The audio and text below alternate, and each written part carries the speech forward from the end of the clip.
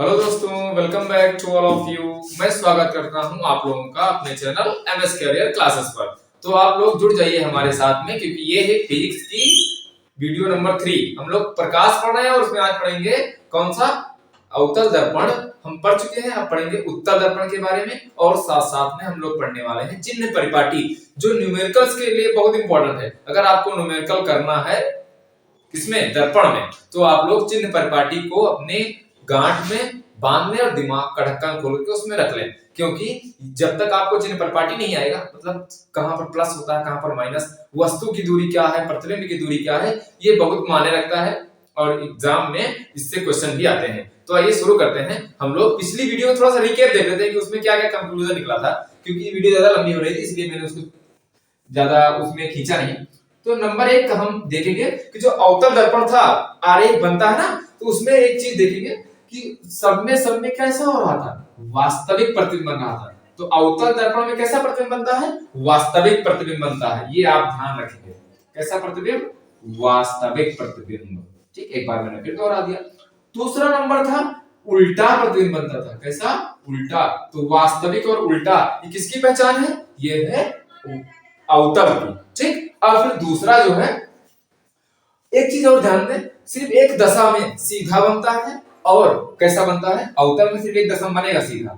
कब, जब यह वस्तु यहाँ पर फोकस है, फोकस के अंदर रखी जाएगी, तो प्रतिबिंब इस दिशा में यहाँ पर बनेगा। लेकिन यहाँ पर जब पालिश होगी, तो जब पालिश से तो किरण चीर के तो निकल नहीं जाएगी, क्योंकि उधर पालिश से लौट आएगी इधर। लेकिन ये ऐसा लौटती है कि यहाँ से आकर इसी से होकर जाती है। तो आपको आभास होता है कि ये वस्तु इधर से लौट के नहीं आई है, ये बाहर से कहीं, उधर से कहीं से आ रही है। और फिर ये एक दूसरे को यहाँ पर काटती है, और सी वाली जब जाती है तो ये यहाँ पर मिलती है, तो एक दूसरे को यहाँ पर काटती है, इसलिए इसको बोलते हैं आभासी। आभासी को इस तरह से डैश डैश दर्शाते हैं कि ये आभासी है, और ये यहाँ पर आभास होगा तुमको। तब ये सिर्फ एक स्थिति बनेगा जब एफ से और अंदर रखी जाएगी, मुख्य फोकस से अंदर रखी जाएगी तब। तो आप लोगों को ये ज्यादा प्रॉब्लम लेने वाली नहीं। मैं डस्टर उठा लूं तो बताऊं। अब देखें, यहां पर इसको मिटा देते हैं। तो ये ध्यान रखना, उल्टा और वास्तविक प्रतिबिंब कहां बनेगा, वास्तविक की बात आए तो अवतल दर्पण है। ठीक, अब फिर एक पूछा जाता है उत्तल दर्पण के लिए, वो ध्यान दें। उत्तल दर्पण कैसा बनेगा, उत्तल दर्पण ऐसा होगा, और इसकी जो दबी हुई सतह है, इस पर पालिश होगा, उभरी सतह पर परावर्तन होगा। ये है मुख्य अक्ष। अब आप जानते हैं ये गोला था, गोले से काट करके निकाला गया है। तो सी कहां होगा, सी इसका कहीं अंदर होगा, यहाँ पर एफ भी अंदर होगा, तो ये हो गया सी, मान लो ये हो गया एफ। और वस्तु कहां रखी जाएगी, मान लो यहाँ पर कहीं पर वस्तु रखी गई, ये होगी वस्तु।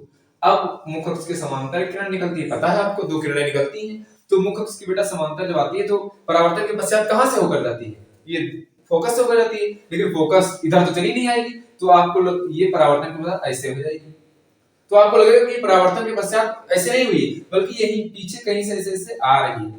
और ये कहां से आती प्रतीत होगी, ये प्रतीत होती है मुख्य फोकस से जाती हुई। तो ये इस तरह से लग जाएगा। और फिर एक किरण निकलती है यहां से, ये 2 किरणें निकलती है, आपको पता है। तो ये ऐसा यहाँ पर इसको एंगल मिलेगा कि ये ना इधर जाएगी ना इधर जाएगी, इसी मार्ग पर वापस लौट आएगी। ये लौट गई वापस। तो वापस जब कोई किरण लौटती है, उसका मतलब है वो सी से गई है, या तो फिर सी से आती हुई प्रतीत हो रही है। तो ये क्या होगा, सी से आती हुई प्रतीत होगी। अब सी दूर बन गया है, हम थोड़ा अंदर बना लेते हैं बस।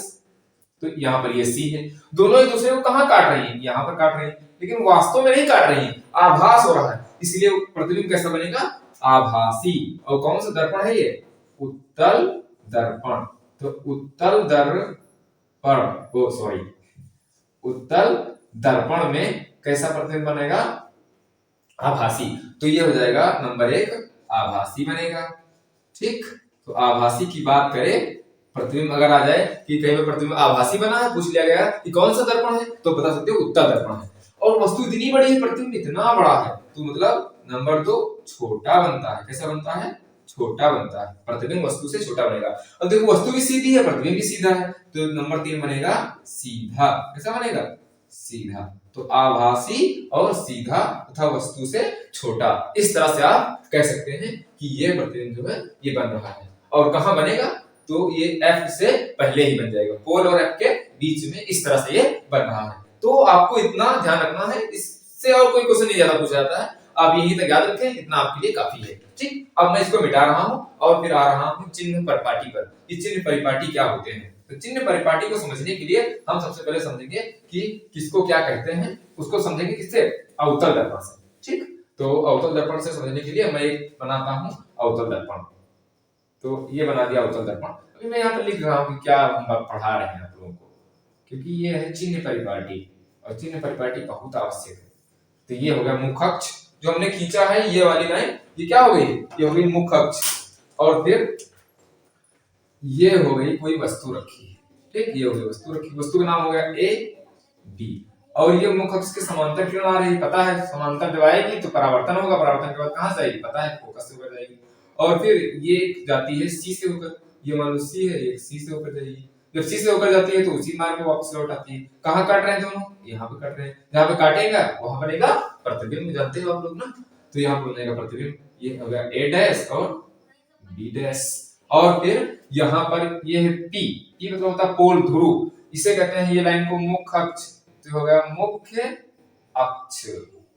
ठीक, अब देखो यहाँ पर ये जो वस्तु रखी है, ये दर्पण से कुछ दूरी पर रखी है ना, कितनी दूरी पर रखी है? अगर हम दूरी की बात करें तो यहां से लेके यहां तक रखी, ये दूरी, ये अच्छा दूरी कहां से नापी जाएगी? समस्त दूरियां स्टार बनाओ, चाहे ट्रिपल स्टार बनाओ, चाहे 4 स्टार बनाओ, और लिखो कि समस्त दूरियां दर्पण के ध्रुव से नापी जाती हैं। कहां से? दर्पण के ध्रुव से, यानी पोल से।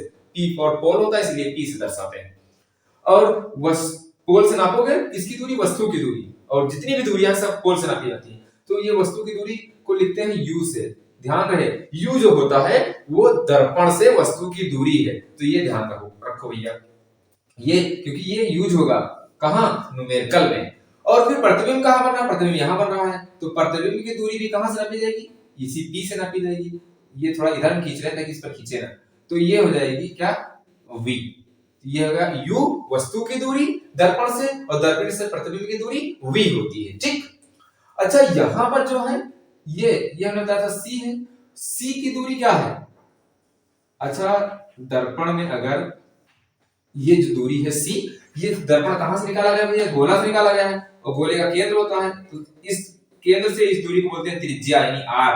तो उसी तरीके से ये हो जाएगी वक्रता त्रिज्या, और वक्रता त्रिज्या को भी दर्शाते हैं आर से। तो ये हो जाएगी आर, कहां से? सी से ये दूरी। ठीक, ये हो जाएगी, तो सी से दूरी, वक्रता केंद्र की दूरी ध्रुव से आर हो जाएगी। तो हमने लिख दिया आर। आपको कंफ्यूजन तो नहीं हो रहा है? कंफ्यूजन ना हो उसके लिए एक और लिख रहे हैं यहाँ पर, ये देखो ये कहा एफ है मुख्य फोकस, क्योंकि ऐसे अच्छा कैसे पहचानोगे मुख्य फोकस लिखा ना जाए तब। तो ये दूरी जो है, ये जो किरण आ रही है ये मुख्य अक्ष के समांतर आ रही है, ये वाला मुख्य अक्ष का होगा। अब मुख्य अक्ष के समांतर जो आ रही है, तो दर्पण पर जब परावर्तन होगा तो मुख्य फोकस से होकर जाती है। तो ये तो फोकस है, तभी तो उससे होकर जा रही है ना। अब ये वाली हो गई। अब देखिए एक चीज और,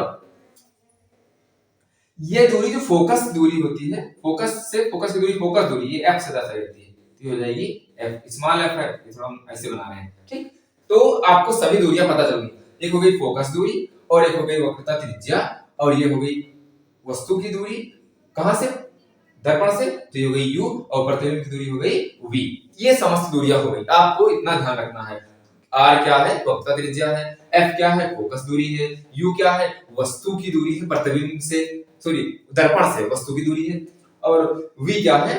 दर्पण से प्रतिबिंब की दूरी है, और f फोकस दूरी बताया है, u बताया दर्पण से वस्तु की दूरी। ये हो गई वस्तु, यहाँ पर लिख दें कि ये वस्तु है। बहुत अच्छा किया जब आप लोग। ठीक, ये हो गया। अब इसको हटा रहे हैं। अब एक चीज और देख लो आप लोग कि दर्पण की धुरियां जब नापी जाएंगी, तो अगर ये ध्रुव है, ध्रुव के उस तरफ कौन सा हाथ है? दायां हाथ है, तो दाईं ओर सारी दूरियां प्लस में होंगी, और बाईं ओर सारी दूरियां माइनस में होंगी। अच्छा तो उधर कुछ है दूरी? कोई नहीं है ना, तो जितना कुछ है इधर ही तो है। तो और से दर्पण कौन सा बना हुआ है आपको पता है? अवतल दर्पण। कैसा है? अवतल दर्पण। तो अवतल दर्पण में समस्त दूरियां क्या होंगी? ऋणात्मक होंगी। कैसी होंगी? ऋणात्मक। ये ध्यान रखना आप लोग, अगर मान ऋणात्मक आए तो कौन सा दर्पण है? अवतल दर्पण है। ठीक, लेंस नहीं पढ़ रहे, अभी दर्पण पढ़ रहे हैं, इतना ध्यान रखना, क्योंकि सारी दुनिया इधर है। इसका एक नियम और होता है, क्या वो होता है कि अच्छा किरण किधर जा रही है? ये किरण है, इस जो किरण आ रही है इसको बोलते हैं आपतित किरण, आपतित किरण की दिशा किस तरफ है, उस तरफ है। और दूरी नापी कहाँ जाती है, कोण से नापी जाती है। तो आपतित किरण की दिशा में जो दूरी होती है वो होती है धनात्मक, और आपतित किरण की दिशा के विपरीत जो दूरी होती है वो होती है ऋणात्मक। तो देखो यहाँ दूरी नापी जाती है ध्रुव से। अब आपतित किरण उधर को जा रही है तो ध्रुव से उधर देखो कोई दूरी नहीं है, अगर होगी तो प्लस में होगी। और जितनी दूरियां हैं ये सब ध्रुव के इस तरफ है, और किरण जा रही है उस तरफ, और नापते हैं दूरी यहाँ से, तो यहाँ से दूरी नापेंगे तो इस तरफ आएगा ना, और किरण जा रही है उस तरफ, तो इस तरफ जो दूरी होगी सभी ऋणात्मक है। तो अवतल दर्पण में F minus U minus V minus और R माइनस, ये आप लोग ध्यान में रखना है, ठीक। अच्छा एक चीज और देख लो, यहाँ पर ये जो C है और ये जो P है, C और P यहां से यहां की ये दूरी, ये है पूरी R, पता है। देखो C वक्रता केंद्र होता है और ध्रुव की दूरी वक्रता त्रिज्या कहलाती है, ये हो गई R। और ये जो F है और P है, कौन P, FP, ये दूरी है ये देखो इतनी, यहां से लेकर के ये F है फोकस दूरी।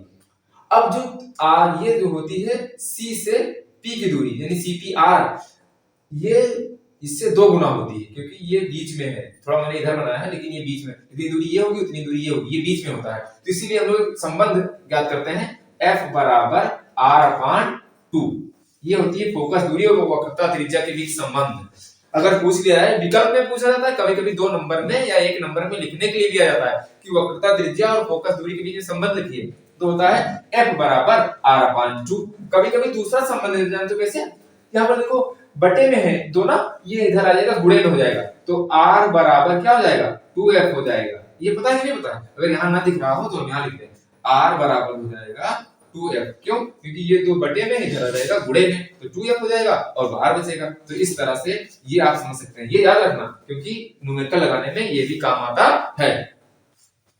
तो आप लोगों को ये समझ में आया कि दर्पण की दूरी कहां से नापी जाती है, तो समस्त दूरियां दर्पण के ध्रुव से नापी जाती हैं। और फिर अगर उस तरफ है यानी दाईं तरफ है दर्पण के ध्रुव से कोई दूरी, तो क्या होगी, धनात्मक होगी, और अगर बाईं तरफ है तो ऋणात्मक होगी। दूसरा एक मान नियम होता है कौन सा, कि दर्पण के अगर किस तरफ है, आपतित किरण के विपरीत दिशा में है, किरण उधर जा रही है और दूरी आपने ध्रुव से पहले बताया इस तरफ है विपरीत दिशा में, तो दूरी क्या होगी, ऋणात्मक होगी, और उसकी दिशा में है तब धनात्मक होगी। तो अवतल दर्पण में ऐसा हमको उधर कुछ नहीं मिला है ना, तो हम कह सकते हैं कि, या तो हमको कहना है कि अवतल दर्पण में सारी दूरियां क्या हो जाएंगी, माइनस हो जाएंगी। देखो सारी दूरियां क्या होंगी, माइनस में होती हैं, ठीक। तो अब हम इसको मिटा रहे हैं और फिर देखते हैं कौन सा दर्पण, उत्तल दर्पण। हाँ, उत्तल दर्पण में क्या प्लस और क्या माइनस होता है, तो इसको मिटाएंगे और बनाएंगे उत्तल सा एक दर्पण।